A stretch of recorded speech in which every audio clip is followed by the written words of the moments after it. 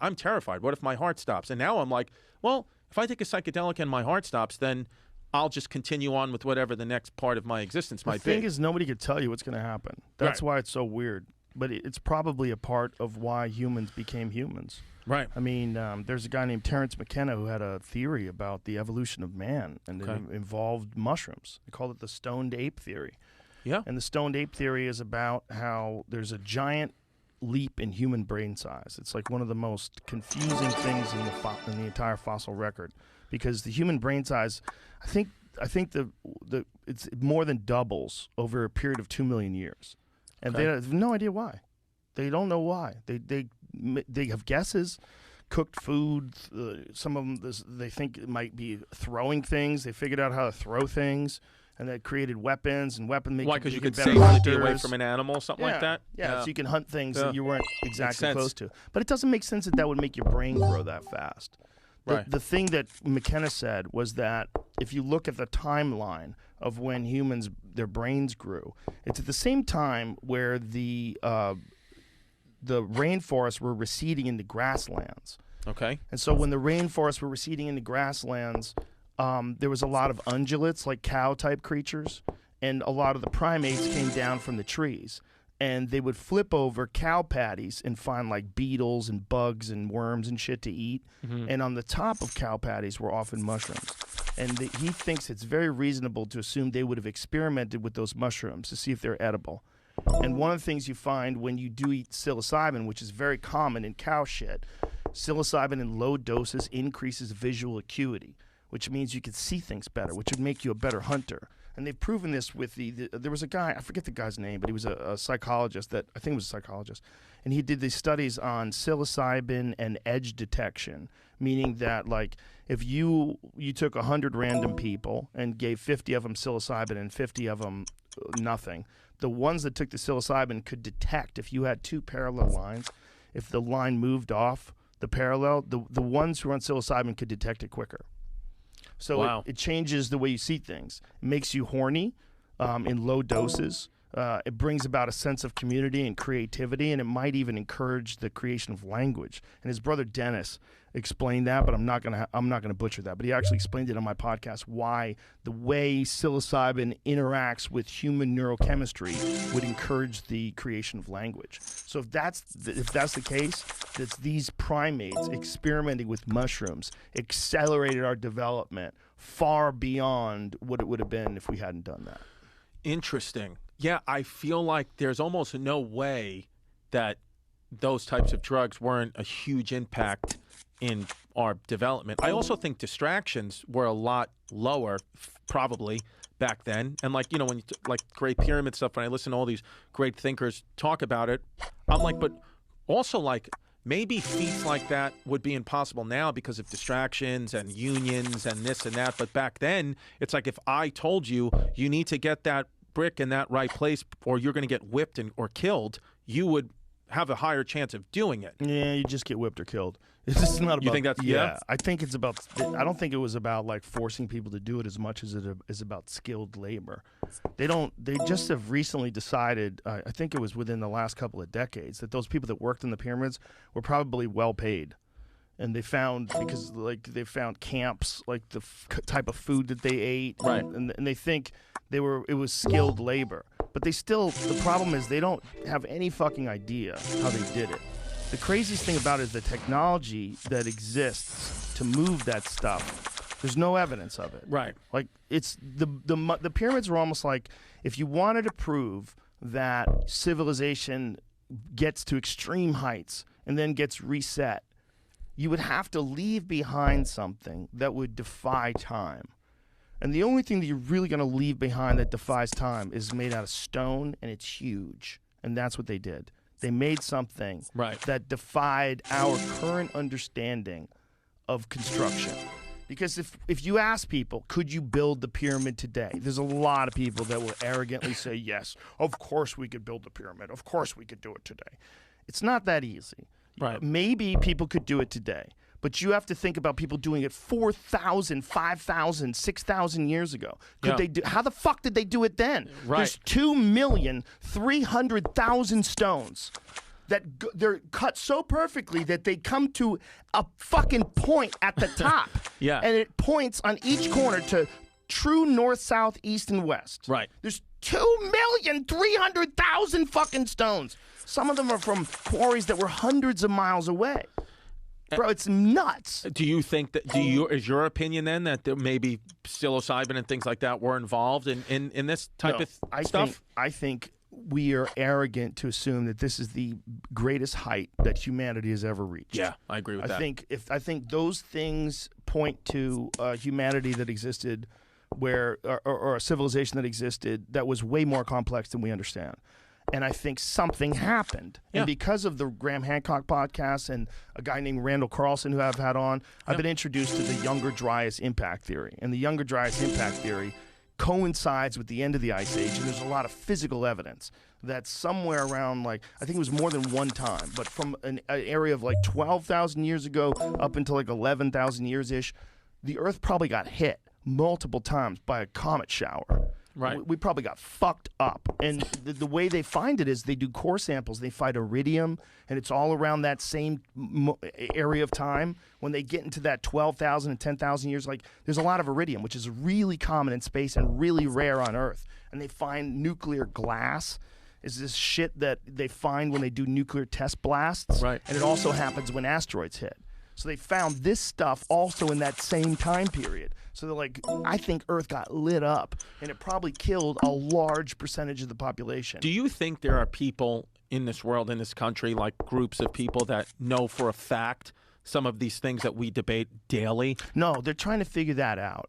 That no one knows for a fact. You don't know for a fact what happened 12,000 years ago, but you could look at a lot of evidence. Right. The Randall Carlson evidence is really fascinating because it literally coincides with the end of the Ice Age and a rapid death of a large percentage of animals in North America. Including humans. Yeah, but not all of us. We lived, right? Right. But the fucking, that coincides with the end of the mammoth. It coincides with the end of the saber-toothed tiger. Like, all those animals get wiped out. There's like something around 65% of all the megafauna gets wiped out. Well, we might be in a place where we could, or at least our kids will know. Like you know, like when Lewis and Clark embarked on their Lewis and Clark expedition, nobody from America had been any further really west of, like, I think Ohio. So they were like, maybe the end of the earth is there. They thought Lewis and Clark were they packed tools like we might encounter dinosaurs. And that was just 200 years ago. They genuinely thought, like, there's a possibility there's a brontosaurus out there because we didn't have any of this info yet. And that was only 200 plus years ago. So we could be in this crossroads now where it's like, because what you said, too, is interesting when you're like, oh, we always think we're at the height of society. Like, you know, in Lincoln's time or right before Lincoln, like, you know, talking about a president's sex life or were they gay, were they straight, none of that was a scandal. It was, like, accepted. End of Roman Empire. It's like, you know, gay, it was all acceptable. Nobody had an issue with it. But you would think, though, oh, now we're the most progressive. And it's like, no, I think they were progressive back then. It's just, it goes in cycles. I think it does go in cycles. And, you know, another thing to take into consideration is how long the stuff that we have that we rely on a day-to-day basis would last if we weren't around. Right. So, like, if our phones, like, it's like I was just in Detroit, right? Okay. So Detroit is a great example because Detroit fell apart in, I guess it was the 80s when it all went down. The destruction of Detroit, and then you look at the homes that have been overtaken by trees. Right away. It's wild, dude. Like, trees popping through the roof of a house. Right. Like, and there's a lot of them. And that's only 40 years ago. Exactly. So how long do you think your phone would be around if you just left it in the dirt? If your phone got covered by dirt, the Earth would consume it in a few hundred years for sure. Yeah. There would be no evidence. So now imagine 5,000 years. Yeah. So if we're going back to the time where we think they made the Great Pyramid of Giza, which is like 2,500 BC-ish, somewhere around then, that's just, you know, they're kind of, it's a lot of, you know, estimates. But that, who the fuck knows what they had? We don't. There's not. It's not going to be here. Yeah. Or like you know, I saw like all on the news the other day, like, oh, there's a potential doorway on Mars, and it's like, How do you know? Who knows what the hell that is? But it's Didn't like they wreck a bunch of shit on Mars though? They've sent a bunch of satellites up there. so. Well, it said that it was a. Did you see what I'm talking about? Where it said it was like a door. Yeah, I didn't read it though. They said it was like a door like into like a room. Like it looked, but again, it could just like What? Yeah. That can't be real. They said it's zoomed in and it's just like a natural rock formation. Shut the fuck up. They're lying to us. I know. The Egyptians. Right. Let me see. Is that the only image of it? Yeah. But Bro, my thing is, that it's like could not look more man-made. more man-made because it's like if that was a million years of being untouched. I mean, like if we got an asteroid, we all got wiped out today, and a million years from now there would be no evidence of anything. We would be miles underneath the Earth. So Or- why couldn't that happen in Mars? Maybe God is hilarious, and God's like, I got an idea. I'm gonna leave behind a fake door on Mars. Yeah, just leave. That looks so much like a compound. Like that looks like something from Star Wars, where like Yeah. like you land on the. If you had the planet opportunity, would you go to Mars? Just to see Fuck it? no. You won't, because I feel like No. Mars is like whatever. It's just like going to Arizona. I would want to go. Dude, I don't even want to go to the desert. Why would I want to go to another whole desert planet? Yeah, I don't even. If you gave me a free chance to even go into space, I just don't. I have zero desire to do it. I might be interested in going into space just so I could get the perspective of looking down on the Earth from orbit. I think it must be wild. I think that must be wild. I Right. think because astronauts talk about it, they're pretty unanimous in it that it's a life-changing perspective enhancer, that you see the Earth from above, and then the whole idea of like countries and war and like separated by borders seems so insane. When you're like way above it looking down, you're like, oh my God, most of our problems would be solved if we didn't think in terms of Yeah. borders and we didn't have groups of people that control massive groups of people, because all they want to do is profit off controlling massive groups of people. Sure. Then you get totalitarian governments like China and North Korea, and then the people are fucking entrapped in this ideology, and you're fucked. And you look down and you're like, this is nuts. No. We got like hives of people that Yeah. are living in these patches of that think for some reason they have a dispute with people they've never even met, Yeah. which is insane. It's lines on a map. I mean, listen, I love being an American, but I will tell you, like 5 years ago, my sense of patriotism was a lot stronger than it is now. Not that I love this country any less, but I'm like, it's stupid. I was just biologically born here. It's just a like a lottery ball coming out. I could have been born anywhere. Yes, but Earth could be all like the best aspect of America is what my point is. Yeah. It's not that America's awesome and only awesome. Is that if everyone had as much freedom as we have in America, the world would be a better place. And if we could get what is wrong with America sorted out, Right.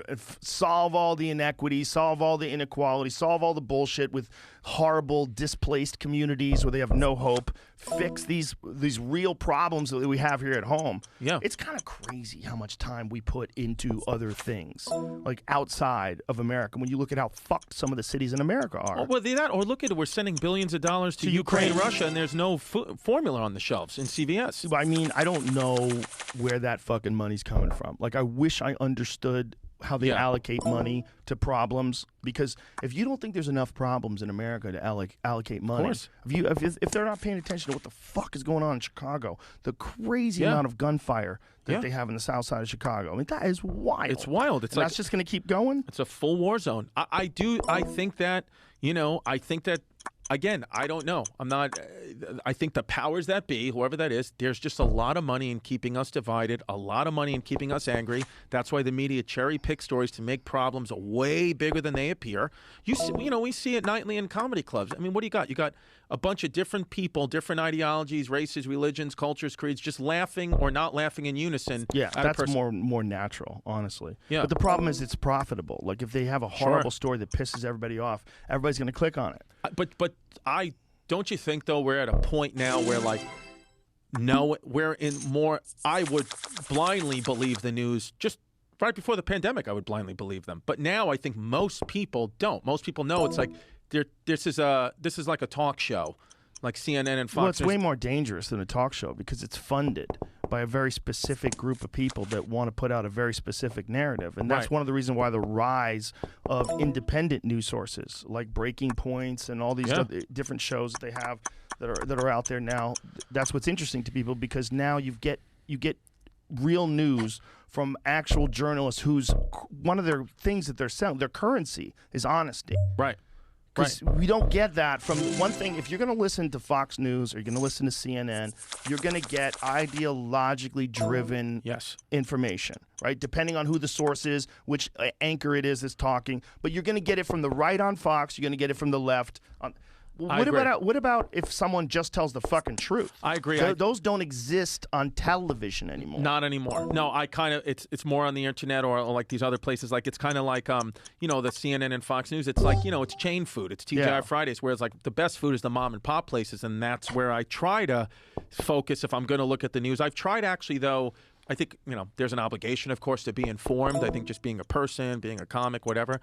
But I really, really, really, I would say most of my energy, been trying to lose that anxiety, most of my energy every fucking day, even more than physical at the gym, more than anything else, has been trying with literally every cell in my body every day to get off or to limit myself from social media, because I believe in my heart that it is as bad for you as cigarettes were. When cigarettes, they were doing commercials for cigarettes in the 50s. Oh, love cigarettes, whatever. And now, 100 years from now, you may look back and be like, how the corrosion. So I've been off Twitter for nine days now. I have somebody tweet for me. I send them what I want to be said in my videos or wherever I'm going to be, promos, but I don't look at it. And in 9 days, I feel, I'm silly, when I'm go to start the podcast. Oh, I hate myself. There's a silliness to that. It's just me. But genuinely, honestly, truthfully, gun to my head, I feel in just 9 days like incredibly so much happier, because just it just takes one or two to get past the goalie, and then it hurts you. I mean, it hurt. When you see things about like your comedy, your look, you're this, you're that, how you are, what they heard you say on this podcast, it's painful to hear any negative response. So I used to think, I have to take it all in. If you want to keep progressing in this career, you got to take the positives and the negatives. And I'm like, why do I have to do that? I'm only going to live once. I just want people to say positive things or hear positive things about me. I know what I'm doing wrong. I can self-critique, and I can have members of my family or close friend group tell me something. I've tried to make a point now to make like a real fundamental decision to be like, I'm not going to let someone I don't know, that I've never met, influence my behavior or my mentality at all, including politicians or newscasters. I don't care, because I'm like, I don't know them. Oh, so-and-so is an idiot. I'm like, yeah, I don't know. Like you said, it could have been edited, the video's edited. I'm like, I've never met any president or politician or newscaster. I care about what my dad thinks of me, what my girl thinks of me. Like, I'm trying to just focus on that, and I've gotten like noticeably happier in just less than 2 weeks. But you have to understand, like when we're talking about social media, what you're experiencing is very unusual. It's not regular social media. You're experiencing social media where thousands and thousands of strangers are judging you. Right. So when you talk about that, like the average person, if you tell the average person social media is bad for you, they're like, well, I'm just like reading stuff. Like, what's the big deal? That's true. When it's bad for you when it's negative. And the problem with anything that anyone's doing in the public eye is you're going to get a certain percentage of negative. And whether it's 10-1 or 100-1, that one that sneaks through is going to freak you out more than the 100 that love you. It still even hurts you at your level. You'll still, if you see one, it hurts. You don't like it. Right. It's not nice to see that someone dislikes you enough to state it publicly. Nobody likes that. Right. And if you do like it, there's probably something wrong with you. Right. Like, you shouldn't like that someone doesn't like you. That's weird. It's like it's the defense mechanism. But the point is that that's an incredibly unusual position to be in. Right. That doesn't exist in nature. Like, there's one person, and this person doesn't know all those other people, but all those other people are watching all the stuff that they do. Right. That's crazy. Right. That is fucking insane. Like, that position, the position to be in, like a person like yourself that's putting stuff out on social media, no one knows how to handle that. Okay? Because it's not natural. No one has it. They can talk all that shit they want, but no one does. No one gets that spot except the people who get to that spot. So whether it's you or whether it's fucking Giannis or Chris Rock or whoever the fuck posts on Twitter, and reads their stuff and reads all the stuff that people are saying about them, you're letting your fucking state of mind be influenced by untold millions of people randomly, which is not a good gamble. I think, yeah, because that's a good point. Which again, it's not a solid gamble. Didn't think of, because I only now. I mean, doing comedy, whatever, 12 years, but only now am I starting to sell out shows and theaters and get recognized and you get hated more now. So I wasn't ready for it. I thought people liked me, and then They do. Because people have always been like, "Oh, Chris, you're a nice guy. Whatever, your therapist, You're gay." But you're a nice guy. I don't know then, if you're gay. I think your therapist might be gay for you. But then I've hooked up with my therapist. Hey. But then on social media, especially when I put the special out on Netflix, because now I'm outside my podcast fan base. Now it's like, your comedy sucks. Right. You suck. You're a storyteller. You're stick to podcasts. All that. And I was like, I don't like that. And then I had this conflict inside me where I was like, am I a pussy for getting off Twitter because I don't want to see that? Am I a pussy? And then I kind of just made my own decision where I was like, no, I just don't want to deal with it. I don't. It was hurting me too much. I'm still going to keep going with my career, and I understand in the public eye you get more. But I was like, I don't need to see it at that level every second of every day. You don't need to see it.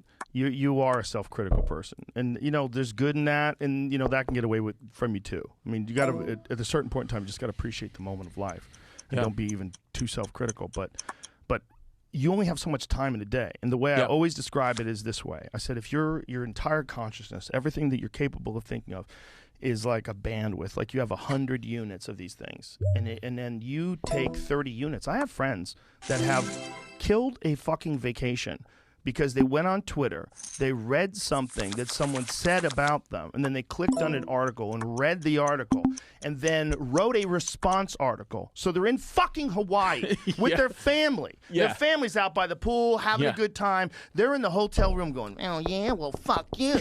And they're writing, and this guy is brilliant, by the way.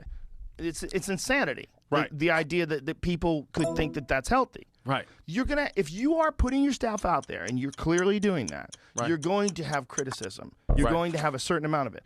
But you can't expect the normal mind of a human being, which is what you have and what I have, just a normal mind, to comprehend what the fuck it's like to get criticism from 1 million people. You can't comprehend it. It's too crazy. I mean, because back in the day, it's like even if you were going to get criticized, it's like it was just by the people in your village. You know what I mean? Nobody knew. You're not trying to be criticized by the people in your village. That's where it's interesting. Yeah. Because you're trying to be criticized by the whole world. Right. That's what you do when you put something out there. So you can't be shocked, but don't digest it.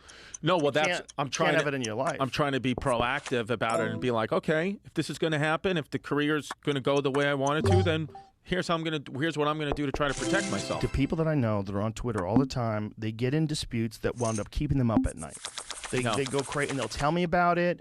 I couldn't fucking sleep, and then I got so upset, and I'm reading the replies, and I'm replying to them, and I can't wait to see how they replied to my reply. I'm like, bro, I know. This is not real. You're not at a war. No. This is like some weird, it's like you're sending evil notes on passenger pigeons back and forth to each other. This is so fucking stupid. You made it all up. Well, that's why I think having children is such a blessing, because it takes me, nature takes me out of it and be like, hey, your kids, you're gonna miss your kid's first step because somebody said your bit sucked. You can't. You know read what I mean? That stuff. No. It doesn't mean that you shouldn't think that criticism is important, because it is important. Oh, sure. But you can't just digest it like all day long. It's like eating sugar or something like that. So you can't just do it all day long. It's not good for you. Well, I think in life it's best addictive. Keep your counsel small. I feel like a lot of successful people, they got a small group of people that they talk to. You know what I mean?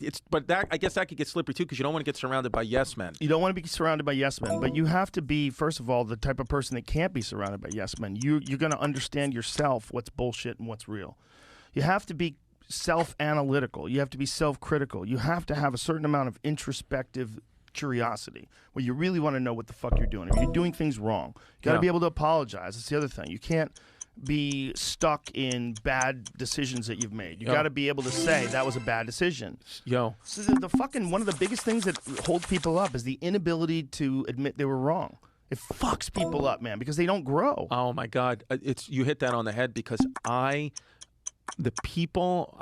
got a person in my life that I've never once in my life seen them apologize for anything, or I've never once seen them when they get told that they're wrong, like accept it. He goes, I was in a store once, and he was talking about hockey. He goes, oh yeah, it was the fourth quarter of the hockey game, and the guy was like, oh, hockey's only got 3 periods. He was like, no, it doesn't. It's got 4 quarters, and you're like, what?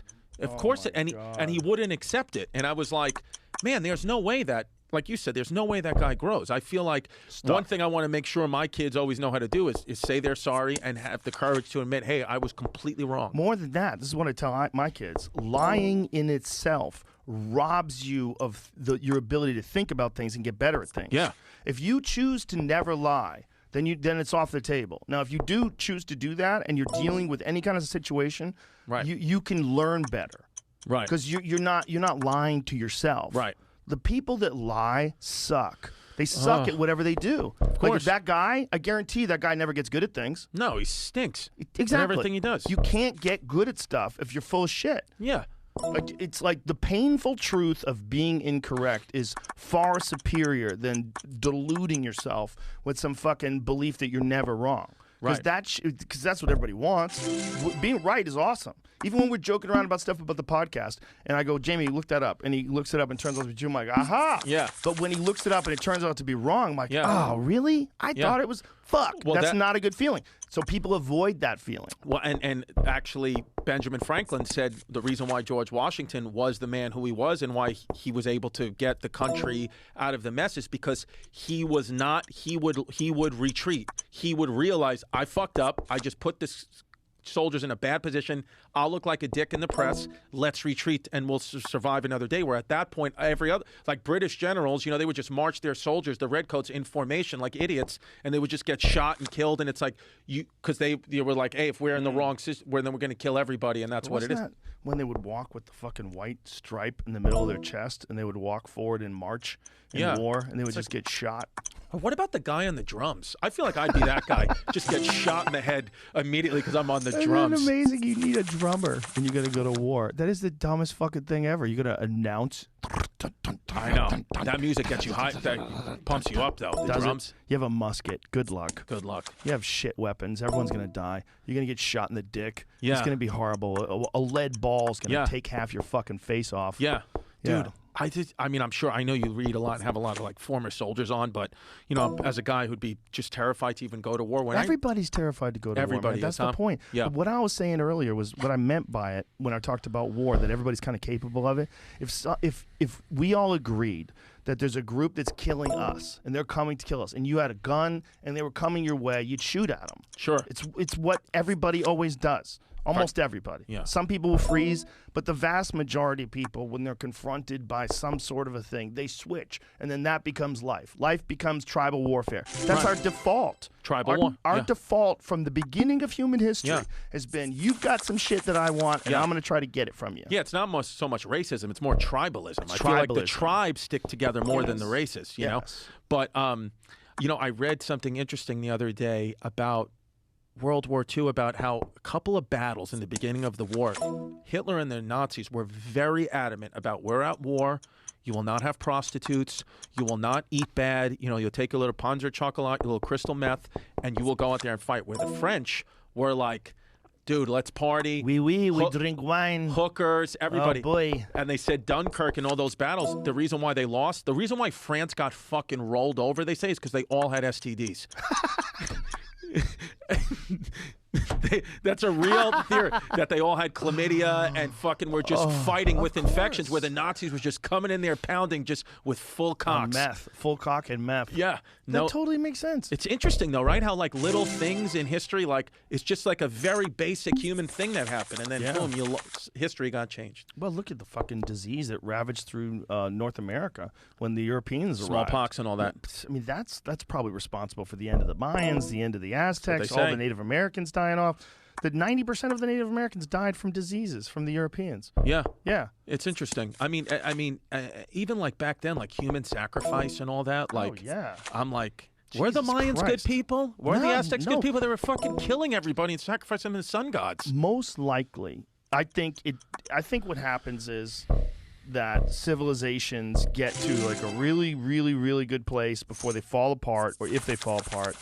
And then I think somewhere around the time when they're falling apart, people start doing wacky shit to try to get things back, get their juju back. Right. And so they start like killing slaves and sacrificing them to the sun god so that they no longer had diseases. And someone else tells you the problem that we're having in this world is we're not sacrificing enough. So God doesn't think we love him. Yeah. And so you could believe it. You could talk people into it. 100%. I wonder if we're going to be at that point now? Because a lot of people are like, oh, doesn't it feel like the world's ending? I'm like, it doesn't to me. It doesn't feel like we're there yet. Well, what do you think war is? When we send people and you know they're going to die for an unjust cause because they're going to create wealth and they're going to control resources, in a way, they're sacrificing lives for a greater good, what they think is a greater good for them, right? Which is like some sort of an economic gain or control of resources and oil or strategic move, but they're sacrificing people. Right.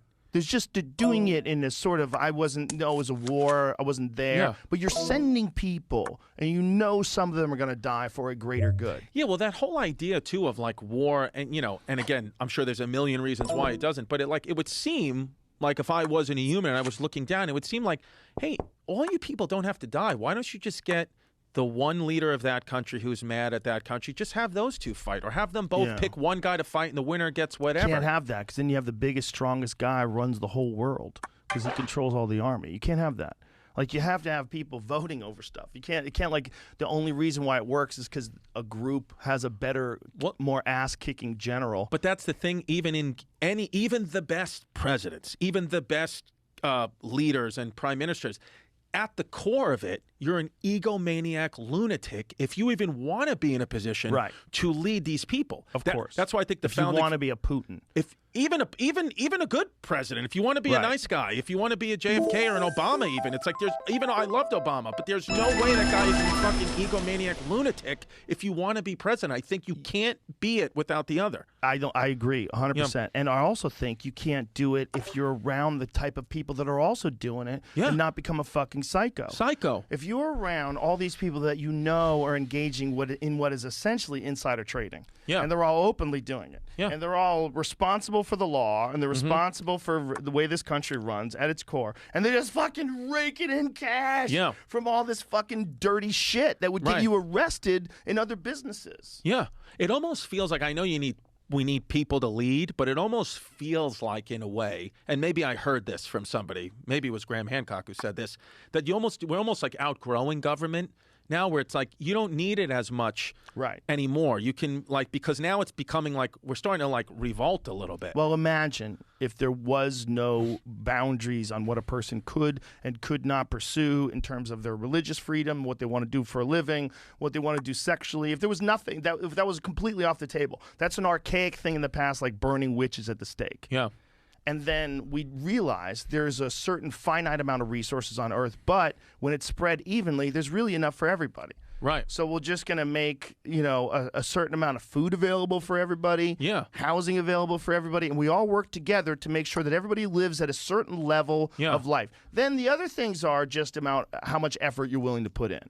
But it has to be, if we know this at this level, that the governments and powers that be know it too. They can't. But how are they going to communicate that idea to everybody and have everybody accept it? They're not going to. Like, we're stuck in this paradigm until people work it out.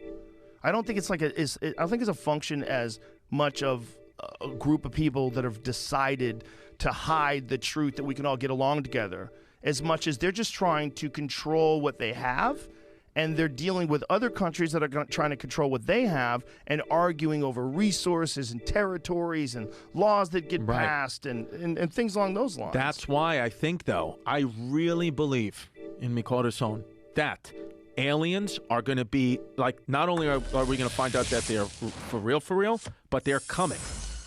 Because I think that's the only way we unite as a people, is we got to fight something else. Now, I think, who knows if we get demolished or not? Maybe, maybe not. But I do feel like we're getting set up. I thought aliens were coming at the end of the pandemic. I think we all did. I think we all, like, there's no, like, the NASA, the research, everything's coming out. I feel like they're coming in the next 20 years, and that's the only way we can get back to, kind of coming together. Well, aliens will cure racism. I think that if aliens do exist and they have gone through a similar evolutionary process as human beings have, and one of the things that's interesting about that is there's a real good theory that psilocybin itself might be extraterrestrial, and that spores... We got to do it. Spores can exist in a vacuum, and they think that, they know that some, like we were talking about iridium, how iridium exists in this, when they go do the core sample of like 20,000 years, and they get to that area where they think the impacts hit, there's all this iridium. because they know that iridium comes from space and oftentimes exists in meteors that land on Earth, and that's how you find it. But other stuff gets there too, and there's even a theory of panspermia. Panspermia is a theory that the organic building blocks from life, or for life, like even amino acids, they could have come here from some other planet, crash landed, and the chemical process begins that creates life. Now, if that's the case, if they think that psilocybin can exist and spores, like fungus spores, can exist in a vacuum, they could conceivably be on a rock that lands on Earth in a meteor impact and spread that way. Right. Yeah, because it seems to me I could understand that being kind of a hypothesis that could be true, because again, I know you've done it before, but it seems the research I did with the psilocybins, people kind of say, I keep hearing the similar thing, that in different ways with mushrooms or ayahuasca, a lot of people say that they calm down a lot. Some of them, at least, say it alleviates anxiety for a lot of people, because they say that they know that death isn't the end; it's just another part of their existence, and that I've heard a lot of people say in the research, they say the same thing, that they believe we're all God. Yeah. God is in everything.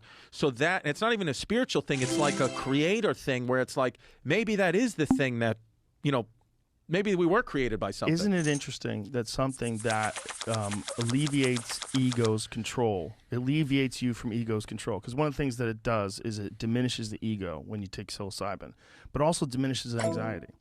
Remember we were talking earlier that it might be a narcissistic thing, and you were saying that it might be a narcissistic thing to be so anxious? If that it kind of seems like that may be a possibility for some people. Obviously, for some people, and I should be clear on this. We were talking about it earlier.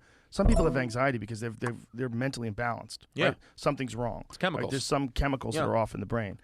But the idea that something can come along that can alleviate your anxiety, but also diminishes the ego, is really interesting. Because like, how much of this mental energy that people put into thinking about themselves would be alleviated if they realized they were part of something that's immense and huge, that all of life itself is experiencing it through these different biological filters, but that we're ultimately like really the same thing at our cores. And that's one of the reasons why we freak out so much, or let me tell you, it's like I freak out so much at people's flaws. I mean, flaws like as in like people that lie, or people that steal, or people that like try to harm people, because I'm terrified in seeing those things in myself.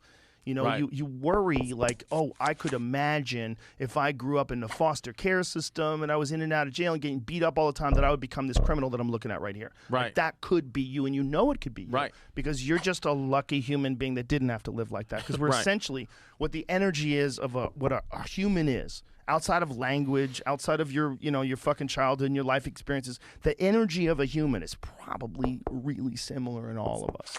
And it's just going through these different biological filters, different life circumstances. But if you lived my life, you would be me. And if I lived your life, I would be you. And that's probably the reality of people that you feel when you're on mushrooms. And so all the thinking about yourself seems less. It just seems to make less sense. Yeah, because you're never really mad at anyone. You're always usually just mad at yourself, right? Like, a lot of times you're mad at other people. If other people are doing you bad. No, I know, but don't you think at the core of it, it could be that you're just mad at yourself? Like if somebody at the end of the day, I think, like, even if I got into a car accident, it was 1,000%, I think, not my fault. In a way, I think deep in my brain, I'm like, no, it was my fault. How? Because maybe I could have been more aware. Maybe I could have stopped sooner. Maybe I was texting and driving. 2-year-olds get killed in drive-bys. Okay, the idea that everybody creates their own destiny with their imagination is kind of silly. But people do think like that it's your fault. I've heard people say it. There was a fucking documentary. I don't even remember which one it was, but one of those wacky metaphysical documentaries that was trying to say that everything in your life, including all the diseases that people have, everything is created by your own mind. Like, that is so crazy and so dumb. Do you think that, like, someone who is born with like mal-shaped limbs, was that their personal choice? No. Like, that is so fucking dumb. With what we know about biology, that's so fucking dumb that people would think that way. There's a lot of random luck involved in shit. So I was going to say, you think it's more luck. It's more random luck. You think that's the energy. But there's that too. Look, there's no doubt about it, okay? If a fucking baby gets hit with a stray bullet, the baby did not will that stray bullet into its fucking life. I agree with you there. Right? It's not the baby's choices that it got shot in the crib. Yeah. There's randomness to life. It just doesn't experience, you don't experience it every day. So you assume because you're aware of the patterns you do experience every day, like driving to work, I see a certain amount of things, I'm around a certain amount of things, all that shit ends if an asteroid hits. Boom! Back to cave people. Right. Instantaneously. Cannibalism. Instantaneously. Scratching and clawing to survive. Instantaneously. Right. That's a reality. That can happen. And that's what we don't think of because it hasn't. But we know it has. That's what's so fucked. We know it did kill the dinosaurs. We're pretty sure this younger dryas impact theory is got a lot of validity to it. It seems like it has a lot of evidence that points to it being one of the possibilities to killed off a giant percentage of fucking animals on this planet and probably reset civilization. Yeah, we definitely are living extremely comfortable at this point in time. But my thing is when people say that, it's like, but what am I supposed to do? Like, make believe that I lived in the 1850s? Like, I don't want to shit in a hole a mile outside my house. No, you don't have to do that. It's just the understanding that this is all unknown. You can't think that it's your fault if we get hit with a fucking asteroid, because it's not. Right. There's a lot of randomness to this shit. Sure. There's a lot. Yeah. Well, I think just, not resisting is a big thing. Just accepting anything and limiting the resistance. I heard that. I follow that guy Sadhguru, whatever. He's always talking about that. Just stop resisting. Accept everything. There's something to that for sure. But you know what else there's something to? Knowing that you're not going to figure this out. Just living your life and trying to do the best you can, but knowing that you're not going to figure this out. Because no one has all the goddamn answers to this. No. And the people that come up with pretty good ideas, like Sadhguru, like maybe some of the things that he says are wacky. And then there's another guy that has some other interesting ideas, but maybe he sucks as a boss. And there's another guy that says cool shit, but, maybe he lies about his last name. Like, there's a lot of fucking weirdness to being a person. Well, I was going to say, and that I think is the slippery slope we're down now, or at least were down a little bit a year or two ago when trying to, go back in history and remove certain figures. It's like, wait a second.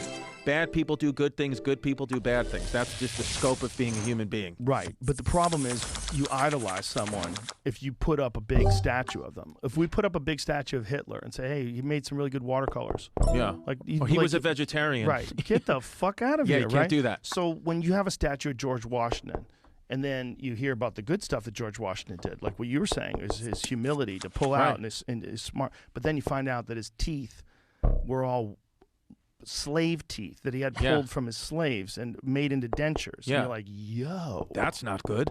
That's not good. But what's interesting too is because a lot of people are like, well, they didn't know any better with that. And then, bro, but when you read the accounts, like, did you ever read this 1776 book? No. It was fascinating because what I like is an author, and what I've always liked, from an early age, always been like, I'm learning history here in history class in my high school or grammar school in America from the point of view of an American. I want to learn from America's enemies what happened, and then I can kind of piece together in my own, because history isn't even fact. It's all recounting tales, and it's all telling a story. But when the British got to colonial America, they were on the floor astounded that there were slaves. That was the thing that was disgusting them. Like, British soldiers, they have a letter of a British soldier writing back to his wife. He's like, he was terrified of two things. He goes, one, Massachusetts, the most puritanical place we had, that was supposed to be the best people living in our country, and that time all had slaves. And he's like, I can't even sleep at night that these people are enslaving other human beings, because slavery was outlawed 100 years in England. Wow. And then he said, another thing, and it's kind of crazy, and this hit me with German, because, the British hired, Hessian mercenaries, German mercenaries. He said they ran onto shore, ran off the fucking boats, and started killing American soldiers and cutting their faces off and taking things and they were brutal. He said brutal, vicious. And it's like, not all Germany, but then it's like that country's history. It's like, all the way up to Nazis. And you're like, oh, maybe there is something in DNA where, like, tribes act like tribes, because even back then in the book, they were like, the Hessians were fucking wild. Jesus Christ, I didn't know that story. Yeah, but but it was interesting because, this soldier was saying, like, so what that argument of, oh, they didn't know any better. It's like, I think they did. I think back then it was just a business choice. That was like, all this stuff was just business. Just like today we make business choice. I mean, they say, again, I don't know, but they say that the most slaves that ever existed are right now in like Saudi Arabia. That's what they say, I believe. There's right? more people enslaved today than during the time when slavery was legal in America, but there's way more people on the planet. So it's like, I don't know if the percentage is down, but the number is up. But it's crazy how like slavery, like it still even exists today in any shape or form. Open slave auctions in Libya. Do you see those on YouTube? That I haven't seen. No, it's nuts. Well, Libya's a failed state, right? So when Libya fell apart, there was fucking open slave auctions on YouTube. You know what's really because someone was filming it with their cell phone. What's really fucking crazy, dude, is if you think about like how horrific the people were that lived in the 1700s. Then think Columbus was as many years ago from that as we are from the people in the 1700s. That's what's fucking crazy. Fucking crazy. Columbus in the 1400s when they landed in the Bahamas or wherever they landed. You know, that they were 300 years more barbaric than the people in the 1700s. Well, dude, and then things lose their meaning. Like, you know, like I learned I went to Charleston, like one of the greatest comedy movies of, whatever, the 2000s, I would argue, was Knocked Up. That was like a great movie. Oh, Knocked Up. Judd Apatow's Knocked Up. Yeah. And then I went to Charleston and I went to visit the slave market there.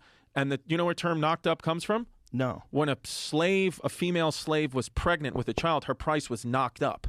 So they would say, she's knocked up. And that's why, oh, I'm pregnant, I'm knocked up. Now it's like, it's silly. Look at this kid's movie, Knocked Up. And it's like, just 200 years ago, you said that to someone. It was like, no. That's the most devastating thing I've heard. So we get desensitized very, very quickly. Holy shit. Our brains adapt. I think, what do they say? Every 21 days, like you can just get over something and forget that happened and that was bad. And I mean, look, just that knocked up fact is crazy. How wild is that? That's why when I saw like a lot of things getting canceled, I was like, I bet you Knocked Up's gonna have to change their name. Knocked Up. Well, it is now. They're gonna hear it now after this. Now, most people did. I didn't know that. I'm never gonna get a Judd Apatow movie now. You know that, Jamie?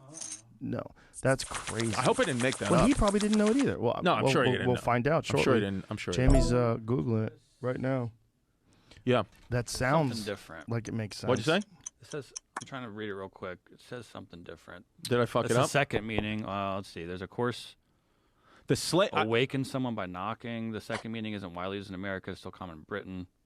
At this slave market, for sure, on this tour, they said that was where it came up from. The meaning when a woman gets pregnant, she's knocked up.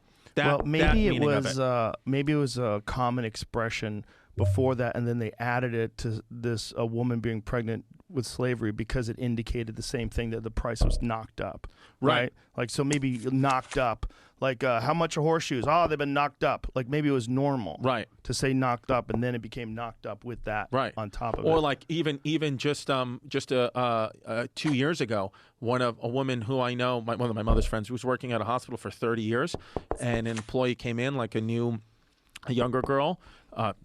My mom's friend was white. This girl happened to be black, and she goes, the woman who's been again working there 30 years. The girl asked a question, and it was like she was like, "Oh, don't worry about it. We're gonna educate you." She goes, "Don't worry. We're gonna whip you into shape, and you're gonna be great." Oh, jeez. Fired.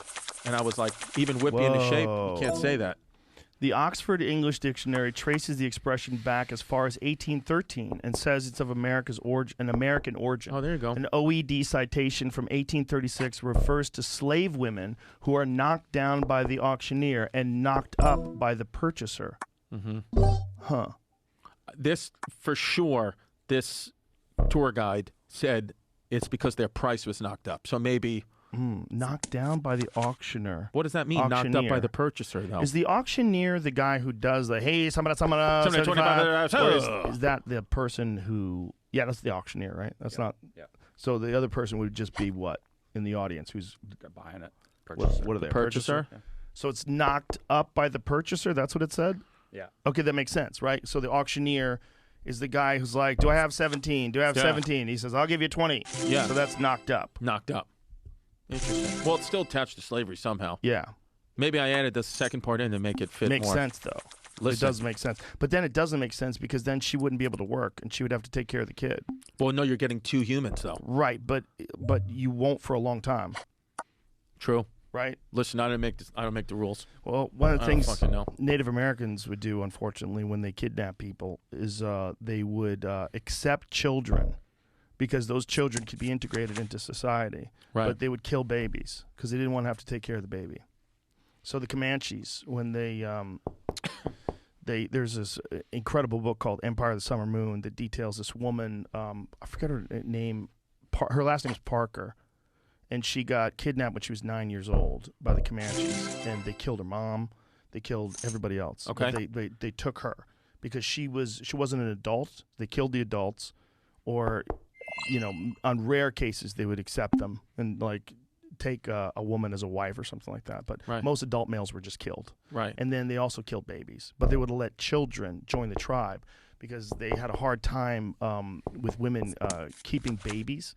Because all the riding on horses, they would have a lot of miscarriages. So they would So they needed to keep their numbers high. So they would incorporate kids that they had kidnapped. I guess that into makes their sense. tribe. I mean, I guess too. Like in nature, like that's the thing is like I guess because we have conscious thought and all that, humans get a bad rap. But like I saw a video once of this zebra that was giving birth, and I guess the father that had impregnated that zebra must have been killed in the course of the baby giving birth, and then the new male zebra came in, and as the baby's being born, the new male zebra is stomping its head to death because it's like, that ain't mine. I have a friend who has that happen on his property out here. Oh, wow. He's got a zebra in Texas, and he's like, I got a zebra that's a cunt. And he kills the other zebras, keeps killing the other zebras. And he's like a non-viable older male. Yeah. He has to kill this zebra because the zebra's killing the other zebras. Yeah. That's another thing. Thank God we're not British. But then we'd have to say zebra. Zebra. I don't want to say zebra. Well, they say Z, too, with Z. Shut up, They don't say A to Z. They say A to Z. A to Z. Like a Corvette ZR1 is a ZR1. ZR1. Well, ZR1. You know what's another thing I read, which I thought was funny, is that some linguistic expert thinks that most likely the closest that like colonial Americans sounded like was British, was Bostonians. Like the Bostonian accent right now is the closest. So just think about like founding father just fucking being like cocksucker. Well, that makes sense because it's a terrible accent. It sounds awful coming out of women. Well, you gonna fucking marry me or what, Chris Distefano? Darlene. You think you're hot shit? So even you being you're from Massachusetts, right? Yeah. Even you don't like that accent. It's gross. It's fun to go back and drink there, though. Like, it's fun when you hear it, rather, if you're like hanging out with a bunch of drunk guys and they're talking in a Boston accent. Yeah. But I think there's other accents that are prettier. Like for a girl, right? If you hear a girl's accent, a girl from the South. Oh my God. That's the best accent. Honestly, I'll kiss anybody on the lips with a Southern accent. Male, female, trans, animal, I don't care. There's something about that as you're above accent 18. that's lovely. It's lovely. And there's something about it coming out of a girl's mouth. Like, why is that so hot? My friend, born and raised in New York, could nail it. He was like as good as accents as like a Dan Soder. He would weekly, we would watch him do this. He would go out and become a British man for the entire night and make believe he was British and hook up with girls all day, every day with the British accent. Yeah, the British accent. And it's strong. and I feel like if he did that now, though, like there would be like misrepresentation. You can't do that, actually. Yeah, it's illegal. Yeah. Yeah, you get sued, maybe even jailed. But if you go, think about those fucking guys that are selling us stuff on late night TV. They all had British accents. Yeah. It's mops and shit. Selling you weird mops. Well, I used to be the job, like my high school job with the guy, like, when you tennis, I worked at the U.S. Open, the USTA tennis center. And so, like, it's funny, like Roland Garros or Wimbledon or the Australian Open, they all pick the elite members of society's children. These are prestigious jobs where, like, USTA just picks, like, dirtbags from Queens and Brooklyn. Like, it was just us, no experience. We didn't even know tennis. We were like, 15 love, what the fuck are you talking about? Like, we had no idea. But it was a cool job. Like, we, worked the grounds crew. I used to stack the towels in the men's locker room. Dude, I've seen everybody's dick. Roger Federer, Roddick, everyone just walks around with a piece. One of my friends, he was stacking the ice on, it's called P1 through 7, practice course 1 through 7. And he started, like, flirting with, I think it was Serena Williams. She was 16 at the time. He was, like, 17. And he says he made out with her, like, behind, like, a dumpster or something like that during practice. I'm like, I don't know. We've never verified it, but he's a good-looking kid. I was like, yo, we used to see crazy shit. But one time I was sitting watching a match, and this umpire, up in his chair, like, 15 love, 30 love, like that, like prim proper, gets down right off as soon as the match is over and is talking to his wife like he's like, hey, did you know there's a gas in the car? Like he had a full New York accent. He was like, what's up? You good? What do you need? You need sauce?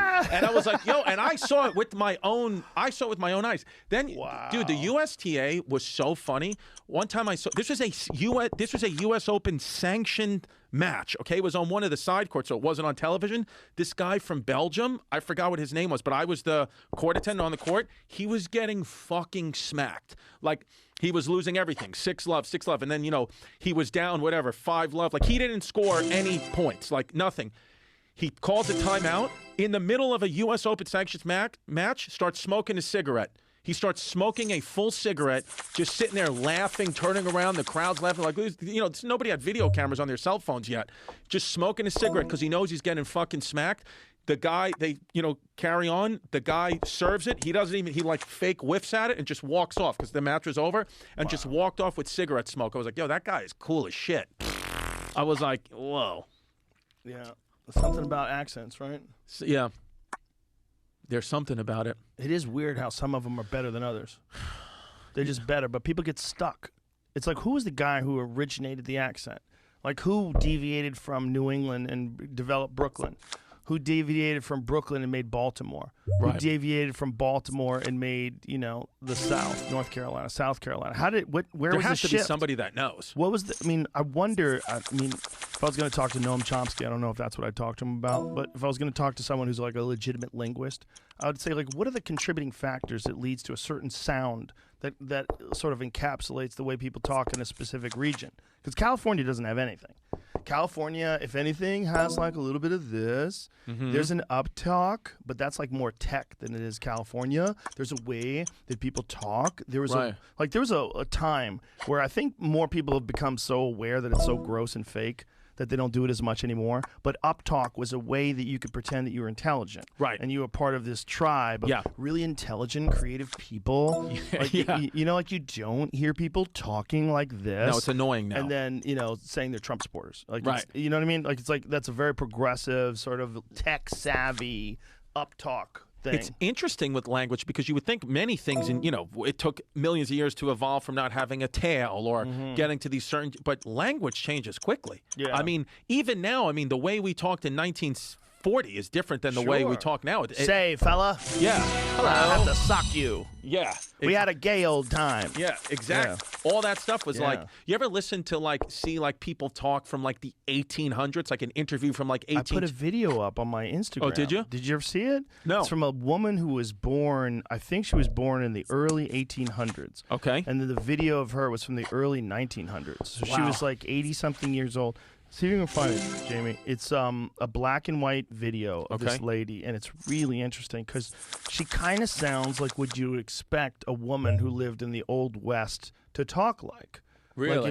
Like it's hard to say how much they got it right with like fiction, when you're reading fiction, and even when they're historical accounts, like how accurate were they? How much did they bullshit? Because how much today do they bullshit about stuff? Of course. Like, look, the fucking president of the White House, I should say. The White House put a tweet out that talked about how when Joe Biden got into office, there was no vaccine. Well, that's not fucking true. It's not true. Not only was it not true, but he was vaccinated. He got vaccinated before he got into office, and millions of people have been vaccinated by that. Of course. So this lady, listen to this. I'm trying to get on my feet again. Feel pretty good. Thankful it's as well as it is. Oh, boys, I'm pleased to see you. I don't know where you come from, but I give you all the welcome I've got to offer you. And I want to tell you that I'm living on the same ground that I've lived on for 75 long years when I come here as an 18-year-old bride. I went to Washington 50 years and a little more ago. I saw all the people around there and been with the president. And I learned a great many things up there that I didn't know before. I'll add a little more to it. I was one of the board of lady managers for the Chicago Exposition. And I served my full time in Chicago and learned a good many things over there. I was a delegate to the Tennessee Centennial Exposition. I was a delegate to St. Louis, a juror at St. Louis. I think for a North Georgia cracker of my size and age, I've had a pretty good education on that line. That's you all right? I was a 3-year-old girl when the Indians were moved from this country to Indian Territory. I have an indistinct recollection of seeing the red men as they went through the woods, for everything was woods nearly at that time. I have a distinct impression, if a 3-year-old child can have it. Nevertheless, I've been here since that time, and I've seen the march of progress all the way. At that time, we had only stagecoaches, and we only had horses and buggies, and we had lots of footback travelers, usually. Now I've seen it come along all this way, and the airplane goes over my house going on its way, and it's got to be such a common thing, the old girl don't go even out to see if she can look at it. Isn't that wild? Oh my God! Isn't that wild? So it says she was born. She was born in 1835, and she was interviewed on camera in 1929. This lady was 15, 16 years old when the Civil War started. Like that woman has memories, actual real memories of it. Yeah, that's wild. She's almost 100 years old there. You know what's something wild. I saw the other day? Do you know that the last person whose father fought in the Civil War only died like 3 years ago? There was a guy who was alive, the guy who just died, lived till he was like 100. His father fought in the Civil War when his father was like 15 and had him when he was 84 or something like that. Oh my God. And so there was a guy living 3 years ago whose biological father, fought in the Civil War. Holy fuck. I was like, that's sick. The woman who died in 2020 was the last recipient of the Civil War pension. Wow. Holy shit. Oh my God. Holy shit. Dude, it's wild, because when you think about like all this stuff that we think is so long ago, it's not really that long ago. Well, I had a bit in my act, in one of my specials, my last special, where I talked about people think the United States is old. I go, but the United States was formed in 1776. People lived to be 100. So that's 3 people ago. Yeah. That's real. That's 3 people ago. 10 people ago, Genghis Khan was running through China and lighting cities on fire. 10 people ago. Yeah, less, really. I don't know if anyone's ever asked you this. Probably they have. I'm a hack. Do you, Bad Wolf, if you could have any person in history on the pod, who would it be? Would it be somebody like a Khan? I don't know, man. If it was only one person, I'd be like, I don't even know if I want to make that decision. Because who the fuck, who would I choose? I feel like There's you so wouldn't many do interesting Jesus. people. You wouldn't have Jesus. Well, what if you found out that Jesus wasn't even real? They say, I'll have Jesus in the podcast, and then you got him. There it is. There's Do you Jesus. ever read like the accounts of Jesus where there was like 20 other people in that 30-year span claiming they were Jesus? Like he was just one of many people at that time. They think like, Christianity or the Bible just picked one. It's possible. There's a lot of speculation about how many different versions of that exist. Like even Thor, right? Isn't Thor like the son of Odin? Yeah. And isn't there like some similarities in the story of Thor to the story of Jesus? The problem is like these stories were all told in oral tradition for like 1,000 years before they've been written down. The Gospels, I think the earliest Gospel, I'm guessing, was like Matthew. It was written like 50 years after Jesus lived. Like none of Matthew, Mark, Luke, and John, they never lived with Jesus. Well, this is the New Testament, right? And then you got to go with the Old Testament where you're really into these stories that were an oral tradition. The New Testament is weird because like Constantine and a bunch of bishops decided what's The Council of Nicaea, they just made it. They were like, hey, we're going to pick this, pick that. This is what I think God said. I don't think God said that, bro. Let's get rid of that. My mother's like, you'll go to hell if you eat fish on Good Friday, if you eat meat on Good Friday. I'm like, but the Pope who decided that just ran a fish business. That's the truth. He just ran a business. Is that really true? Yeah, he owned like a bunch of fish markets. No! He was like, oh yeah, no meat Fridays because he makes more fucking money. That's really what it was? Yes. No. Yeah. Well, Jamie ran out. Jamie But just went to pee. Yeah. When Jamie comes back. That's we need to Google that. That's the story I heard. Fucking insane. How insane is that? Is when you look back, you're like, wait, oh my what? God. But it makes sense. And the other thing about like priests being celibate, Like, why are they celibate? Because they were rock stars. They were fucking everybody. Everything. They were probably that moved. fucking everybody and everything because God told you to suck my dick. Yeah. That's what it is. You don't believe me? Yeah. They couldn't read the Bible. No. Most people were like illiterate in like reading Latin. Like, who the fuck knows how to read Latin? Who the fuck knows what that's saying? So when Martin Luther came along and they gave like a phonetic version of the Bible that you could read and then told you to interpret it yourself, like figure out what God said yourself, that it created a giant uproar. They almost killed him for it. Right. Yeah, no, I know. Well, even like the Old Testament, like, if you would have told me 2 years ago, Noah's Ark, is it real? I'd be like, no way. But now I'm like, when you listen to these, people talk about, well, there was a mass flooding and the ice polar caps and all that. It's like, it didn't happen like that. That's a story. But there probably were a lot of people just on fucking boats where their land got flooded. 100%. That's just real. I think 100%. I think there's probably a lot of civilizations that went under because of natural disasters. And if you're in the theory is that if you're in a regional area that experiences like a volcanic eruption and it killed, like Pompeii or something like, but even before that, like even further back, 1,000 years before Pompeii, no one has any fucking idea what happened. Everybody's dead. Everybody's dead, and you have stories that get passed on, and no one's writing anything down. Yeah, I think it was the Instagram. It might have been History Before Us. I'm not sure what Instagram account it was. But it was one of these history Instagram accounts I follow, and they had like a piece of I don't know what it's not paper, whatever the material was. It was like in the wait a minute, stop. Yeah, we got to get Jamie to Google that before we forget. What were we talking about? With fish. Yes. You can't eat meat on Good Friday, on Fridays during Lent or Good Friday, and I think that story came about because when the Pope who was in charge, or whoever decided that 500 years ago, owned a fish market, and that's why he did it. It was a business decision. So I don't know how to Google that because I don't know the names. That's a lot of action, but I bet that'll come up. Yeah. It totally makes sense. Yeah. And as it makes sense with the celibacy thing. Like, of course they had to be celibate. Yeah. Yeah, and it's very unnatural. It's like, why would you choose the hardest thing to abstain from? Sex. It's like, of course you're going to go fuck outside of it, or the fucking the kid thing, I don't know. Well, it's horrific. But how come this one group, Catholics, are the ones that have to abstain, but the Baptists are allowed to have sex? Well, it's ridiculous. It doesn't make any sense. I'm sure there's something in history, though, that talks. I'm sure that there's some reason why they did that. Yeah. Maybe the guy in charge at that point he wanted to keep all the pussy for himself. Maybe the king, his wife got fucked by one of the priests. 100%. You cute? Okay. No more sex. I just talked to God. 1,000%. We got new rules. But I was saying that the Egyptian thing I saw. Here we go. I was trying to read through this. A lot to read through, but there's something to it. The fishy tale behind eating fish on Friday. So the title is Lust, Lies, and Empire, the fishy tale behind eating fish on Friday. And so it says here... It's a long piece. Long? But it was a powerful medieval it seems pope. Like it was something happened in the 1500s.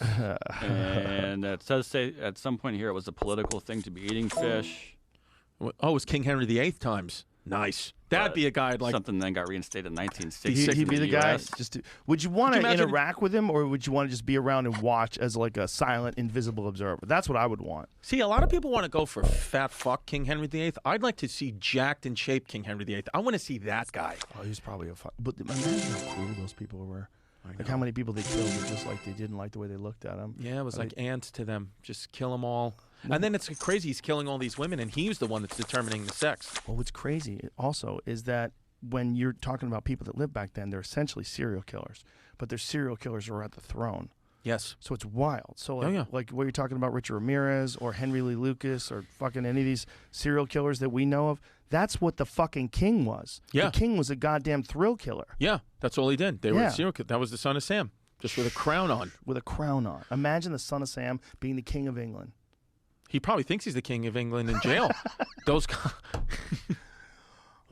Dude, we got to end this. It's almost 5 o'clock. What? How long did we make? More than 3 hours. Did we make it more than 3 hours? That's all that. Yeah. My comic buddy said that's how you know as a comic if you had a good episode. If you have to make 3 hours, if not, it was suck. great. It was great. Good. All right, so we made it 3 hours. I didn't fail, Mom. I'm sure we pissed a lot of people off with the anxiety talk and stuff. But hey, I'm not on Twitter, so. Well, I am, but I just hide from them. Yeah. I just want to be clear that I'm not trying to diminish people's mental health.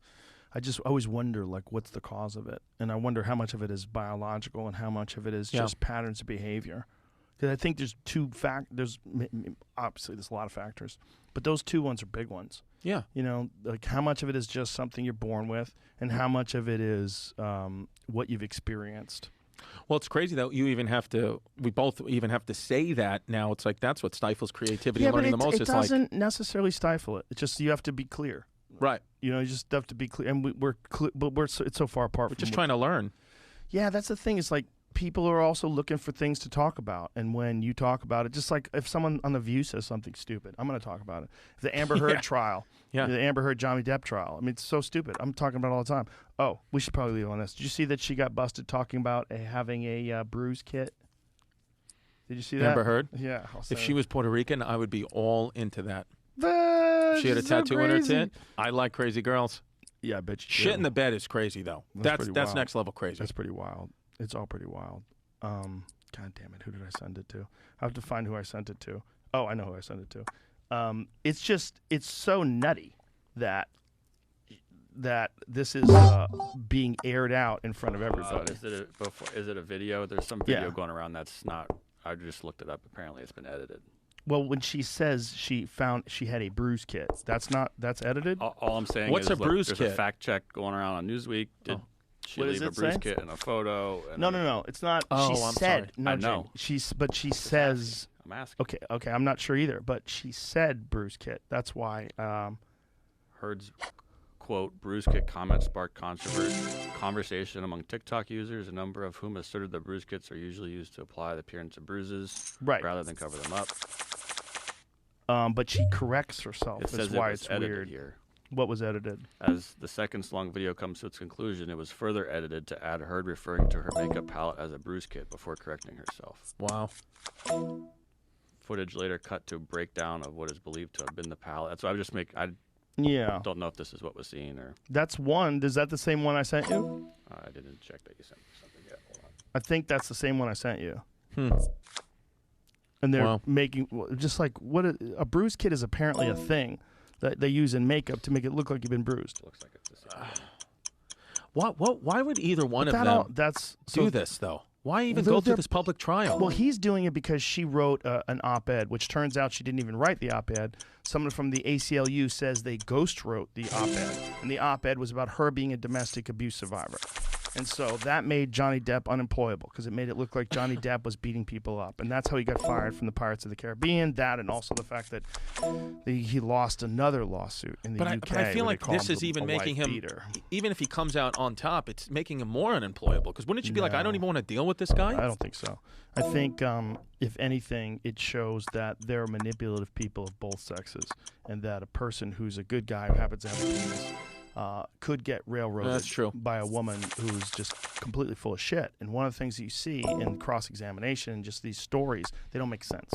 Like she's talking like a crazy person. And the vast majority of people that are watching do not believe her. Yeah, they do not believe her. So that's good for Johnny. That's good because for Johnny. all these years, she's been this beautiful girl that says that Johnny, who does a lot of coke and likes to drink, was beating her up. I'm like, well, that's what people who do a lot of coke and drink do. Yeah. But it turns out then there's recordings of her talking and admitting to beating him up. Yeah, and that's not good. She cut the tip of his finger off, and then there's a lot. There's a lot.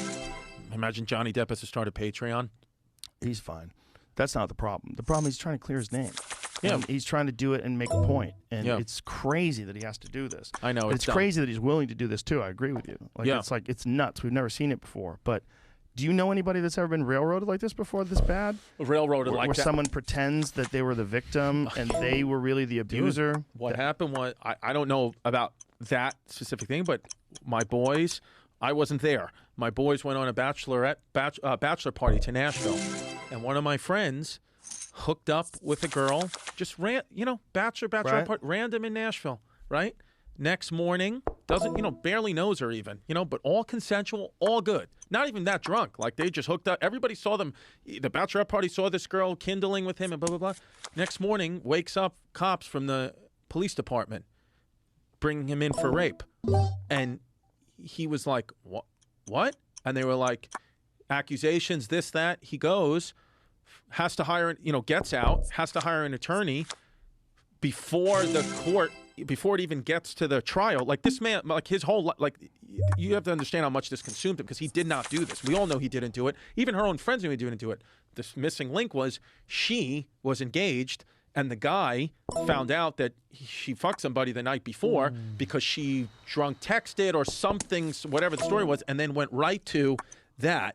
And then, so I'm not saying that, you know, that's just one specific story, but I saw, he was like, dude, I'm going to like, he almost like, he was, I want to say close because someone says they kill themselves. I don't know when they actually do it, but he was like in the group text being like, I can't handle this. Like, I did not do this.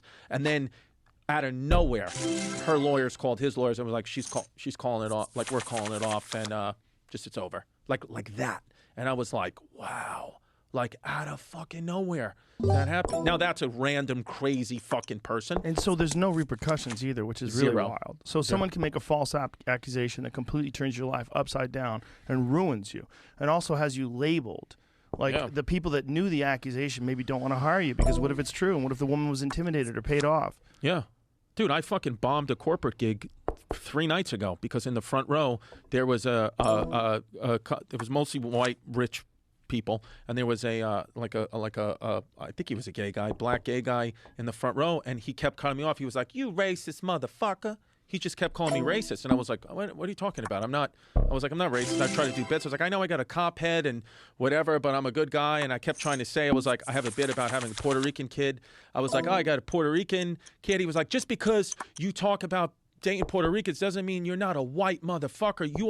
You kill my people. That's what he kept saying, and nobody knows what to do. I don't know what. This isn't a corporate gig? This is a corporate gig in the front fucking row. So I am bombing like you can't believe. And then I finally said, dude, the only way in 2022 I can get out of this being a white man and you being a black man is if I get on my knees and start sucking your cock, which I'm willing to do. And I thought that would get a laugh. That fucking bombed. So I finally. Oh my God! I wish I was there. Yeah. So I finally say to the guy who's running the event in the middle of the show, I said, "Hey, Mike," I said, "Did you guys wire the money already to the agency, or like, am I getting checked at the show?" He goes, "No, we wired it already." Put the mic in the center. I said, "Have a good night, folks." That's very nice of you. Now, what did it start off good? Was it ever good? No. Started off sucky. It started off. No. I wouldn't say it started off sucky.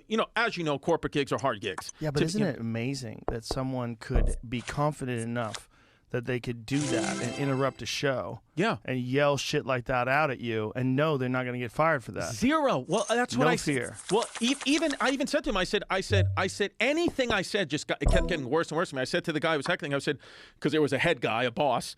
And I was like, do you work for this man? He goes, why can't I be a partner? Why do I have to be an employee? Because I'm black? I was like, literally, no. I was like, I'm genuinely just trying to get out of this fucking alive.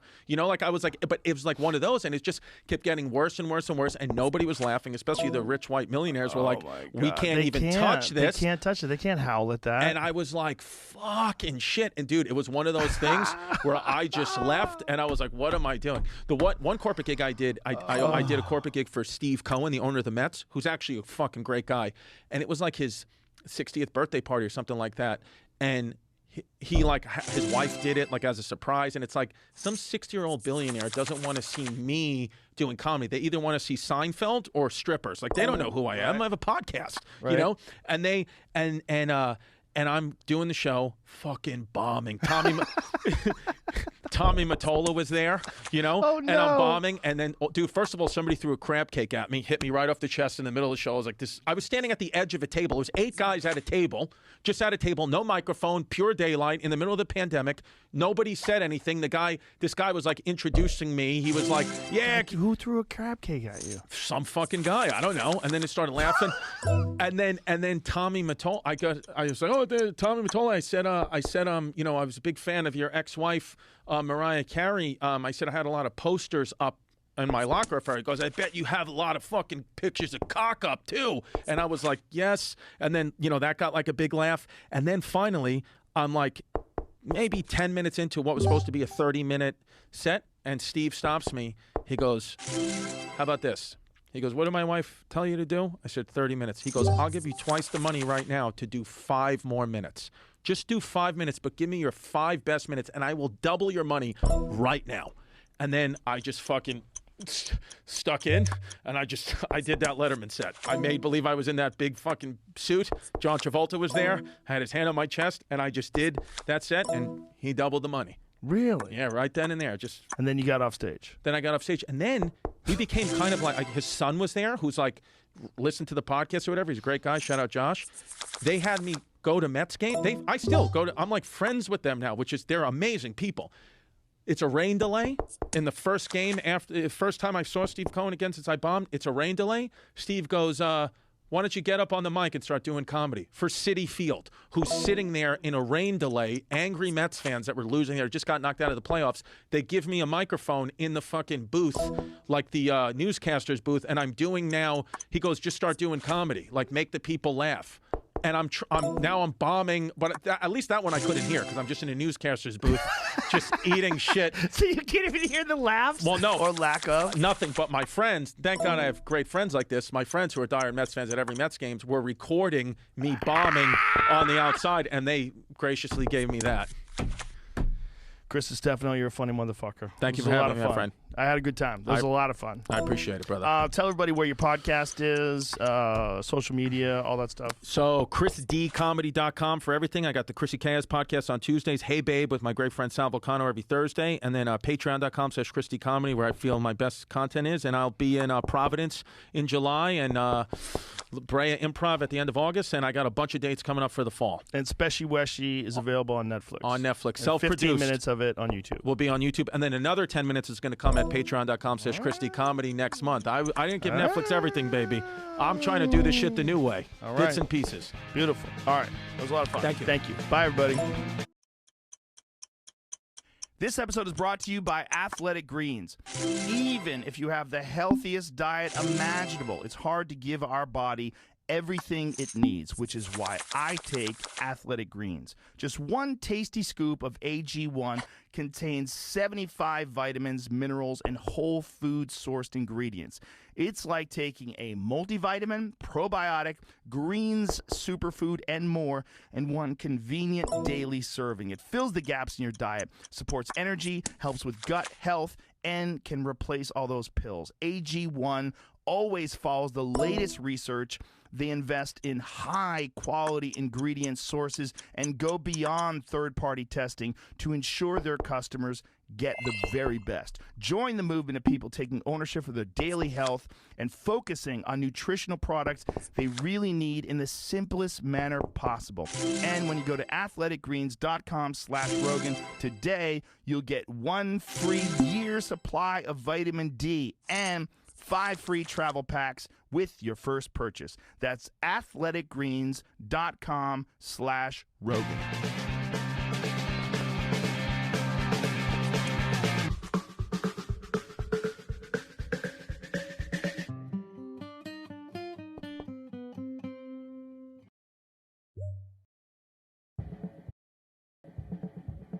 Joe Rogan Podcast, check it out. The Joe Rogan Experience. Train by Ladies and gentlemen, welcome to a special edition of the TIm Dillon Show. I don't usually do this, but I have my attorney on Skype with me right now because this is a legal matter. I am being defamed and slandered by the New York Post. My attorney, Ray Kump, please, because this is, it's not a legal proceeding, but it's not a legal proceeding. Please state your name and your law firm for the record. This is Raymond Gerard Kump. I represent Wolf Spool legal proceedings. It's a firm out of Delaware, and I wanted to be known that we will be seeking every legal remedy in this heinous, egregious affront of the truth. I am in contacts with The Hague, also private contractors. This is an affront to your livelihood, to the basic tenets of. I also am I getting paid for this as a lawyer? I need to get. Here's the deal. Here's the deal. We want to it. catch everybody up to speed on this. Ben, can you? Is your iPad going to lock up every 5 minutes, 5 seconds? The New York Post just wrote an article about a house I bought in the Hamptons. It is stem to stern, completely all lies and fabrications. Literally. I mean, we're kidding. Ray's not really a lawyer, but Not yet. that's true. That being said, this article is all Lies, Ray. All of it. There's almost not a single truth. You could, if you were trying to create this information, yes, you wouldn't have this many lies in it. I don't know what purpose it serves to lie. I just hate lying like this. It's stupid. It says comedian TIm Dillon slaps down $4 million for a Hampton spread. That is a headline of an article in the New York Post written by Jennifer Gould. The house was listed for $2.6 million. I bought the house for $2.55 million, around there. There's chump change. I did not slap. No, it's a good amount of money, but I did not slap down $4 million. That's a lie. Well, you know what they're doing there. I don't know what they're doing. They're alluding to your cock. They're saying like you slapped it down like you're some fucking Me Too scumbag. That I have slapping down your. That I have a 4-inch cock I'm slapping around the Hamptons. But it's, by the way, this is the title of the article. It's the headline. Yeah. The headline is comedian TIm Dillon slaps down $4 million. So let's take this line by line. Don't be surprised if you spot comedian podcast king, which again, stop. There's only one podcast king. We know who it is. Mark Maron. Now, kidding. It's Adam Carolla. Kidding again. It's Ray. This is gross. They compare me heir to countercultural greats like George Carlin. No one has ever said that. The only thing is that I talk about society, so does he. He's the greatest. Well, I mean, look, George Carlin did on his deathbed kind of confer to you, like, you know, right, a responsibility for like the movement. George Carlin would have loved houses in the Hamptons. That was his whole big thing, right? Real estate. Yeah. Recently closed on a $3.9 million Southampton home. Lie. Down from his $4.5 million asking price. Lie. This is all lie. It's insane to me. The house is $2.5 million. It's insane to lie about this. They then say... Also, just in time Dillon for Memorial Day. Yeah. He goes, he owns homes in Beverly Hills and Austin, Texas. I do not own a house in Beverly Hills. Right. That's crazy. I don't own it. I would love to. I don't have $25 million. That is a lie. I do not own a home in Beverly Hills. I do own a home in Austin. Next on his list is Manhattan. That is not true. I have no plans to buy anything in Manhattan, probably ever. You have told me on multiple occasions the method of which you would kill yourself before you lived in Manhattan. Yes, I'm not going back to Manhattan. It also says that it's crazy. They go, he completed a whirlwind comedy tour from France to Italy to all of the major cities in Australia. I have not ever performed comedy in France or Italy. That was not on the tour at all. Like that, it's completely untrue. This article is basically Mad Libs. It's Mad Libs. It's just fill in the blank. He's slapping $4 million that I don't have. He owns homes in Beverly Hills. It's a complete lie. It's trying to make me sound better, but it's all lies and fabrications. I mean, where is the part of it that says I started comedy in 2008? Oh, and where is it? Is that true? Started doing comedy in 2008 following the economic crisis. That's not true. I started doing it in 2010, late 2010, almost 2011. What I mean is that who does any of the fact checking? This is all fake. This is more egregious than the Iraq War, like misinformation, and more damaging. Yeah. But no, it's the idea here is that they just get a bunch of shit. They don't fact check it. My realtor called me and said, "Do you mind if your information got leaked to the New York Post that you bought this house?" And I said, and she goes, "I don't know how that happened." And I wanted to say, well, I have a guess. You called them and leaked it. That's my guess. Like every realtor ever leaks shit. I'm not nearly famous enough where anyone would give a shit about where I live. Who gives a fuck? So I said to her, I don't think anyone will care if they got the info and they're printing a little dumb blurb. I don't really give a shit. Don't put my address in it, but I don't want a fucking article of lies. This is, this isn't like a person who's trying to rebuild their career, right?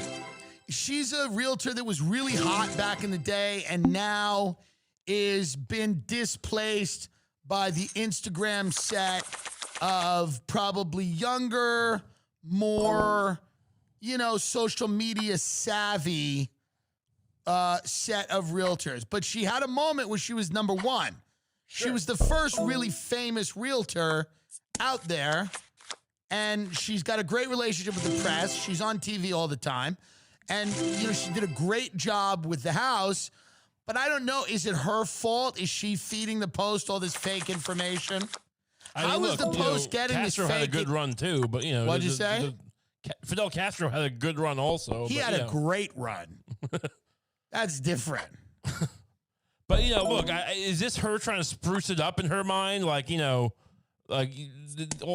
fact, he was in France and Italy, like some carnival barker. Yeah, it does kind of read like they're trying to dress me up. They're like, he slapped $4 million after a tour all'Italia of comedy. He was in the Mediterranean doing comedy on boats. Like it's just so not researched and it's so weird.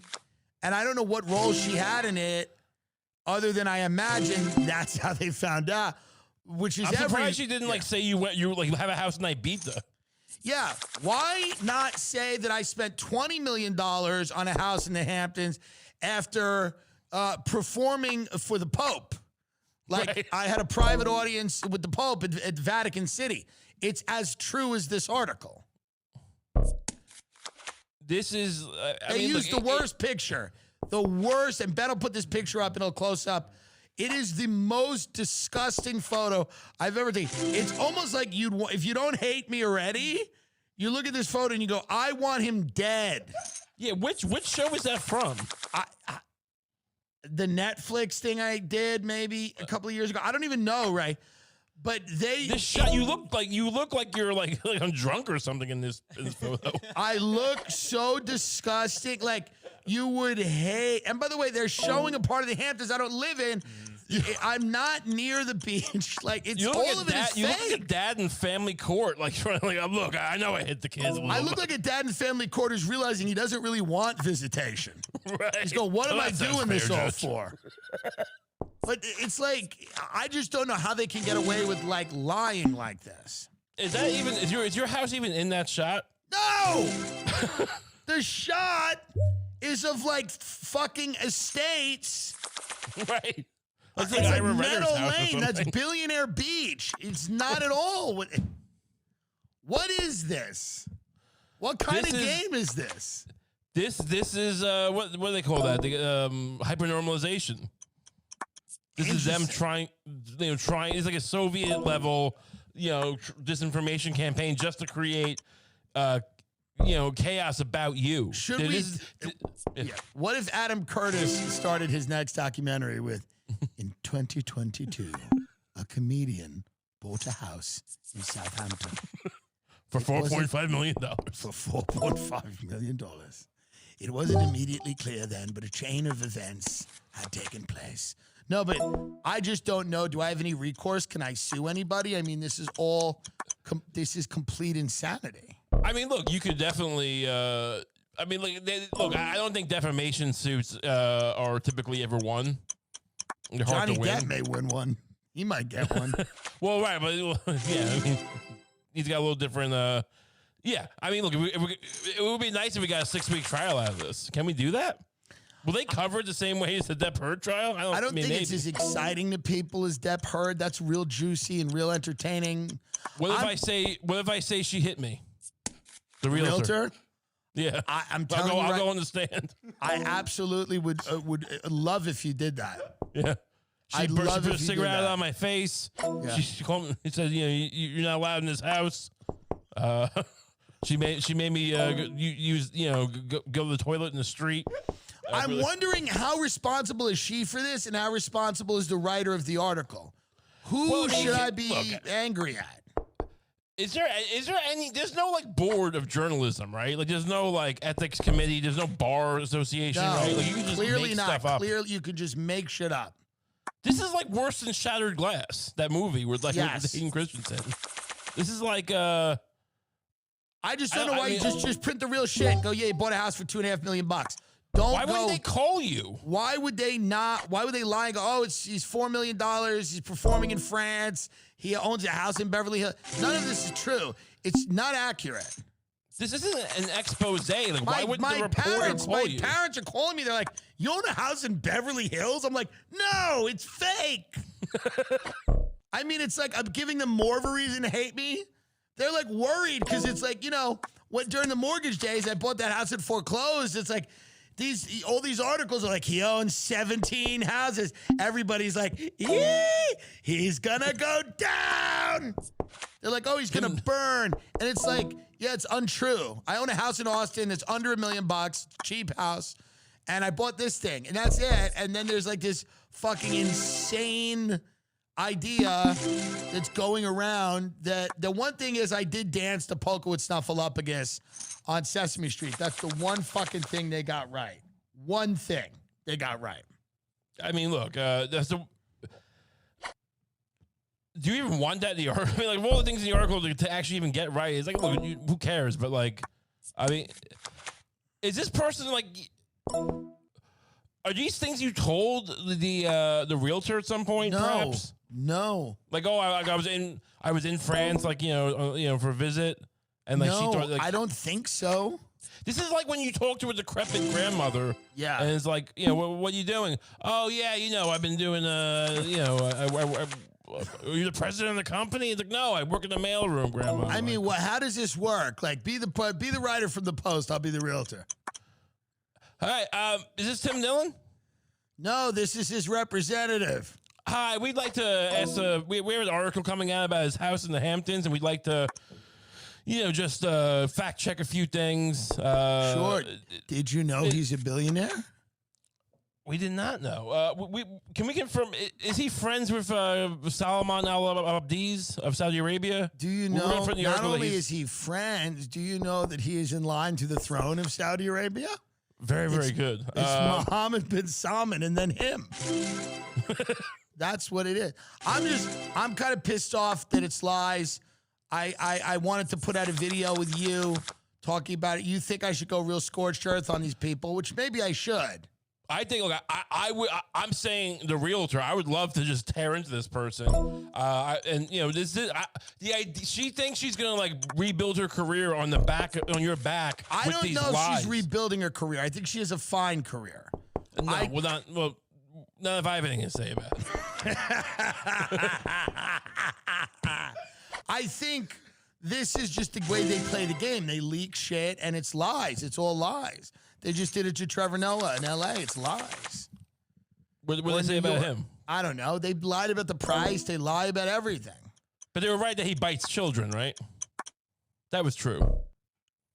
The thing about him biting children was a one-time thing where a mother brought her child and said, please bite him. And Trevor Noah finally agreed to it for a picture. But Trevor bit too hard, and the kid started bleeding and screaming.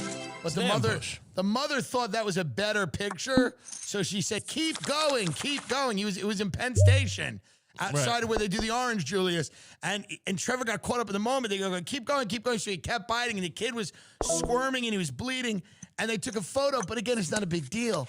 But I'm just mad about the lies. No, you deserve better. I mean, look, I know the New York Post is Should like, we go to every open house this woman does with bombs strapped to ourselves? No, I'm asking. I'm asking if we should go to every open house with bombs strapped to ourselves. I don't see how there's any other way to What about get if two guys that look like us walk to every open house and go, we used to live here? Because that might just kill every deal. If me and you, let's say we stood outside every open house and said, we used to live here and we fucked in every room of this house. Every inch of this house. I walk up to like the woman and I'm like, hey, I used to live here. I know some really good hiding places. You go like this. You go like this. You look at her and you go, property like this. Listen, you go, property like this really keep you safe. Keep you safe and warm because it's scary out there. I still have the keys. My keys always work in this lock. Listen to me. I don't know what we should do, how to enact revenge. I mean, showing up to the open houses with bombs strapped to ourselves, telling people we used to live in the house and fuck there. I thought about making you into this really high net worth buyer and trying to fake documented pre-approvals, and then when the woman saw you, she would kill herself. Like she flies like a private jet to you, and then when you come out on the tarmac, she just decides none of it's worth it, and she takes her own life. I mean, I'm down. I'll try to embezzle the money out of the situation myself. Oh, you're not going to get any money out of the situation. It's just the satisfaction of a job well done. No, I'm talking about embezzling. I screwed the bank out of something. Yes, here's my whole thing. I'm just wondering how we can get back at these people in a legal way. Look, I mean, we got to name names, and we have to document, and go after her. I mean, what was I telling you in the car when you were talking about burner? We got a burner, like a foreign agent, you know. She's got to come in from the cold. What do they do to foreign agents? I'm saying, when we like leave a country, like in Vietnam, we had all the spies in Vietnam. Like, we burned all those agents. They all got killed by the. What about if you make a complaint with the real estate board in New York saying she called you the N-word? Would you do that? 100%. Yeah. And take it the full, this did happen. So why wouldn't I say that? She did say it to you, didn't she? No, she said to me multiple times. She said, "You fat N-word, N-word," in the open house. Right. And it was unprovoked. She literally just walked up to you and said, "You fat N-word." In front of a very nice black family, which I was so embarrassed on multiple weird. levels. They also started calling you the N-word. So it just became a commotion. It was about, and the guy looked at you and he goes, "It's about power." And it was very interesting. But how do we do it? I mean, I don't know. I mean, I think we need to make a document. I think we need to make a documentary. Yes. About this situation, and we're going to get the guy from September 9/11, September 11th, the New Pearl Harbor to help us with this, perhaps. Yeah, I mean, should we just start today, because it was a horrible tragedy where 14 school students were killed? Should we donate a bunch of money in her name to the NRA and start tweeting at her, "The NRA loves this realtor"? That's golden. Yeah, that's not for sure. Like just today, like NRA loves Dolly today. Should I start a Twitter handle and her as her, and just start saying how Zelensky is a coward? Can we impersonate? Yes. Tweet Zelensky's a coward from her, but can we give her a fake Twitter handle where we tweet this quote: "I don't care what happened in Texas. My rights are my rights." And then just repeat, keep tweeting that. And then we'll tweet all her listings. Can we tweet one of her listings, and then right after it, we'll tweet QAnon stuff, and then, lovely 3-bedroom by Central Park. You have to get this gun out of my cold, dead pussy. Am I overreacting here? No, I think you're underreacting. I think this needs to go federal. I think we need to, international even. I mean, look, this is a person who has their hooks into all sorts of, little dirty pots, and we need to expose By the way, her. what if we are both served with lawsuits tomorrow morning? No, she's like, you two fat fucks don't even know what you're doing. You're out of your depth. She goes, "I'll kill both of you myself." I sell condos to tyrants. She goes, "I text Vladimir Putin once a week. I'll have you both killed." That's very foreseeable. It's not completely impossible. Because what do they do? Otherwise, what do they do except have that kind of poll where they have Putin on speed dial? That's the only reason you would be a successful. But you don't think they do this to the genocidal monsters too? You don't think there's some fucking guy in Saudi Arabia sitting around going, "They say 80 million, I spent 65. Oh no, she burned Chavez, I'm sure. Yeah, I'm sure they leak these people's information. The oligarchs are not happy with these people. I only killed 36 people that day. The lies. I don't know, man. I have makeup on because I just did a cool thing with Rick Rubin that'll be coming out. And but as my attorney, you know, I think the courts are probably not the right way to handle it. There's got to be a way to handle it that allows us, you know, to get creative. I think we convince her to do like the cinnamon challenge. Hear me out. I tell her a friend of mine is dying of an incurable disease. He has a few weeks left to live. He just wants to see this listing you have on Central Park. He's never looked out of a window on Central Park. He just wants to look, because maybe he used to live there and his family lost all their money, whatever. It doesn't matter. He just, for his dying wish, he just wants to look out this window one time, and we get her to agree to it.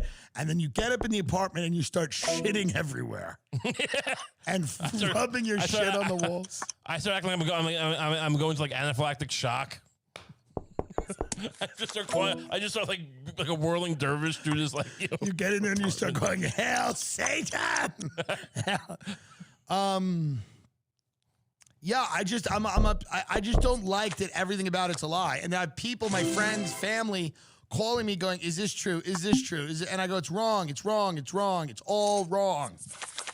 I mean, the one thing they're supposed to do is like a good salesman, like they remember the name of your kids, yeah, and like, you know, what your wife, you know, does for a living, you know, like the stuff that makes you feel like right, like whatever, like warm, and like, oh, this person knows me, like those little, like the Dale Carnegie crap, right? And like she's just like blurting this stuff. Yeah, I think he was in France. Yeah, he fucks Snuffleupagus. I don't know what it is. I don't know if it's dementia. I don't know if it's just a complete utter no care for the truth. Doubling the price of the house. Like, what is this? She's flexing. I don't know, man. It's a weird flex. I'm not famous like that, and no one gives a shit what I do. Right. So it's such a weird fucking article. Maybe they felt like... She might not understand the internet. Like, she thinks you're like Logan Paul famous. I don't know what... Maybe, but maybe they think that if they don't lie about me, no one will care. So they just start lying. They're like, he's the biggest comedian in France, and he just spent $9 million on a boat in Southampton. It's like all lies. Right. He owns the Beverly Center. I mean, it's just complete lies. It's unfortunate. I appreciate you being here to help me correct the record. No, of course. I mean, you know, this is an affront that will not be tolerated. Will not be stood. How long have we done, Ben, here? About 25. Yeah, this is 25 minutes. We're not going to go on too much longer. I mean, the reality is we just wanted to correct the record. We've got a great episode coming out this week, and I appreciate it. We brainstorm some ways, and we'll figure out one of them that's appropriate. Can you not hear me? What? No, yeah, I know the question. Are you not going to respond at all? I didn't really. Are you not responding at all? Well, no. Okay, no. You're, look, you're staring at me. I want you know what I want to do. I want to get our hands dirty. You want a war. Yeah, you want an Airbnb level lesbian Airbnb war. Did they ever screw you over again? No. I'm off Airbnb. Well, look, that's collateral damage. I know. But I'll tell you this. I get what you're saying. I'm unhappy. Right. I'm unhappy with this. Sunlight is the greatest disinfectant. That's right. So I think we need to leave her out in the... Never mind. I didn't want to say... She's a very well-connected woman, so I don't know what she had to do with this. I don't know that it's her fault. You haven't talked to her yet, have you? No, but I don't know if it's her fault. Let's call her right now. She's very good at her job. That'll be a legal thing. That'll be illegal. I mean, right, Ben? Yeah, that'll be absolute legal thing. You know, it'll be a legal thing for sure. Look, I'm just saying that, you know, if I have my way, you're gonna be having more than one house in the Hamptons, you know, sooner rather than later. This is gonna go be very, very good for both of us. Yeah, well, I don't even know what that means, but I want to go on record right now. I have no idea what that means. I just hate that my friends and family, the few of them I have, are calling me going, wait, what is all of this? And I'm like, they're like, did you lie to us? You said the price was this. I'm like, no, I didn't lie to you. They just make shit up. Why would you lie to them? Like, what do you like? You care? Like, yeah, remember when they said ask. Trump worked for Russia for 2 years and then reversed themselves on that? Like, they lie. They make shit up. I don't know what to tell you. No, but I'm saying your family, like, it's just an insane. It's just so funny, like, your family, hey, are you lying about how much you spend? Like, what? Fuck you. Like, you they just think I'm lying about everything. They think I'm lying about everything. If you have an article come out in the New York Post, people go, oh, yeah, he's lying. Right. He's a liar. And it's a complete fabricated article, other than the fact that I bought a house in the Hamptons. But it's complete everything's complete fabrication. I mean, I don't know how, the New York Post. This was a disaster, by the way. This whole entire process, like, she was very good at negotiating the deal, this woman, but I don't know what happened with this. I'm not happy about this. She's a great deal maker, but I'm really unhappy with this, for sure. And this is the worst PR since the O.J. Simpson trial. I mean, it's lies. So lies are not good, right? People lying about you to make you look better or make you look worse. I don't know what this makes me look like. Like, no, it looks like I'm a member of I'm a Rockefeller. It's crazy. This is the kind of thing that can bite you in the ass just because it's like it's public information. It's like it wasn't a paper of record or whatever. I'm like, yeah, now you're trying to like you're trying to get some kind of work visa for like whatever it is. I mean, by the way, does the IRS or whoever not go? Right? Yeah. Like, what the fuck? You bought this house. They go, oh well, it says here you spent this. I'm like, dude, it's $2.5 million. It's not $4 million. No, it's a house and it's nice, but it's not a spread. This idea, Plank's $4 million down for Hampton spread. It's gross. Is it possible that she's using you as some kind of money laundering scheme? Like she's trying to, like she on her end, she's saying 4.5 million. She's got these like bricks of heroin moving through your house. Some kind of scheme like that. I don't know if we should immediately go to accusing her of selling heroin. Well, we didn't name names yet, so it's fine. The reality is this. Everybody in this world is litigious, Raymond. You know that. Like, I'm just speculating on what possibly could be. Is it possible she's selling heroin? Yes. No, I don't think it's true.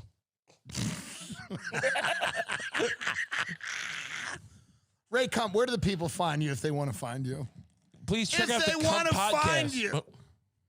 The Kump Podcast is available on YouTube and wherever you get podcasts. It's hilarious. You can also check out my Patreon. It's patreon.com/Ray Kump. You can get an extra episode every week for $5 a week. You want to have a cigarette? No, $5 a month. Can you smoke in your house? I cannot, no. It would be a problem. What do you mean? You live in a Brooklyn dump. I mean, I guess I could. I mean, there's like fire extinguishers in here. Although one time I did. They don't work. Ray, they don't work. That's for show. They're That's not true, real. One time, like I had an Instapot. Yeah, we almost burned down the kitchen and it didn't go off. So your apartment is what, $20,000 a month? That's nothing. You live in the financial district. You pay $20,000 a month, and you earn that money coaching gymnastics. Coaching. I don't have that job the way. anymore. No, Let's talk about W. Right. My foray into high society ended very quickly. Yeah, I mean, this is a real rude awakening. Can't they just be honest? True. I mean, this is why we need a disinformation board, right? Perhaps. They disbanded that. Quick question while I finish the cigarette. What do you think about the school shootings? I'm against it. I'm not. I don't support it. I think it's heinous. It's a heinous crime. It is horrible.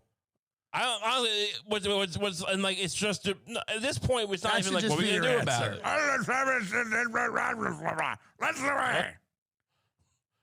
That's look. I mean, the reality is like, you like to say we're gonna do something about it. I see people tweeting and they're like, we're gonna do something, and I just feel like it's just routine now, which is crazy. I mean, should we even report them anymore? I was talking about this on my podcast last week. I was speculating. Eddie Pepitone has a great joke. He goes, "There are so many shootings, they bore me." But should we even talk? Like, it's a bold idea, but like, what if we just never reported them? Would they get out of people's system? That's a good point, Ray. Thank you. Because I feel like at some level of, even if we don't name them a lot anymore, like the people who do it, but like it's still like you want to get into the zeitgeist. We name them all. What do you mean we don't name them a lot? We name them all. I thought we stopped. I thought they stopped printing their names. We name every one. Well, we shouldn't. We should pretend it didn't happen. I know it's the guy who just shot all those people in Texas. I just followed him on TikTok. Is he good? He's not bad. Follow him. I need to get on TikTok more. I'm kidding. I didn't follow him on TikTok, everybody. No, but like, I mean, the problem is like, a special thing. It'll be out. Well, how long do you think it'll take Ben to put this out? 7-8 days to correct the record here? Take him 7-8 days? Well, the audio wasn't really that good, man. Yeah, Jamie. Because he's like, Jamie and Joe. Well, I don't know what to say anymore. I'm just fed up with the lies. Well, our thoughts and prayers go out to the families affected by this article. Right. And that's right. That's right. I think it's the most pressing issue in the country today, and that's why. Yeah. I mean, welcome to another episode of see Daily the special Blitz. edition of Tim Dillon Show. And they're going to assume it's about one thing, but it's really about clearing up this real estate article. Yeah,